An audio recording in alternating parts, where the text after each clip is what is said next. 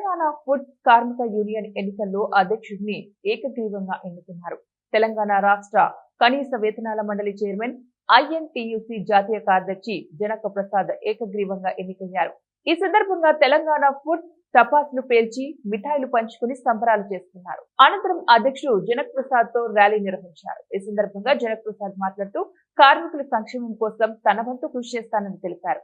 Working president Venudhar Reddy, general secretary MV Dastagiri, Shekhar Reddy, BMS Mallareddy, Narasimha, U Krishnareddy, M Rajulu పాల్గొన్నారు.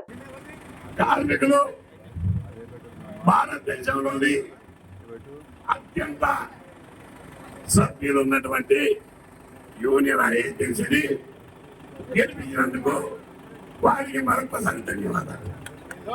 భారతదేశంలో INTUC membership 3,90,00,000 ఉన్నారు.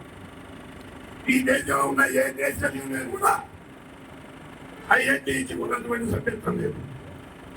Telangana foods కార్మికులు చెందిన వాడు మా సమస్యల పరిష్కారం కావాలంటే, మా భవిష్యత్తు మంచిగా ఉండాలంటే, మా కుటుంబాలు బాగుండాలంటే, మా పరిశ్రమ అభివృద్ధి చెందాలంటే ఐఎన్టీయూసీ మాత్రమే మా అప్పుల కోరలందు ప్రభుత్వంతో మాట్లాడి, మేనేజ్మెంట్తో మాట్లాడి మా హక్కుల పరిరక్షణ కోసం ఎటువంటి త్యాగాలు, ఉద్యమాలు పోయి విప్లవం చేయడానికి సిద్ధంగా ఉంటుందని తెలియజేస్తూ వారు ఎన్నుకున్నందుకు మా తరం లోపల వాళ్ళ సర్వీస్ కండిషన్లు కానీ, ప్రమోషన్లు కానీ, రెగ్యులైజేషన్ కానీ తదితర డిమాండ్లు సాధించడం కోసం శాయశక్తులు కృషి చేస్తామని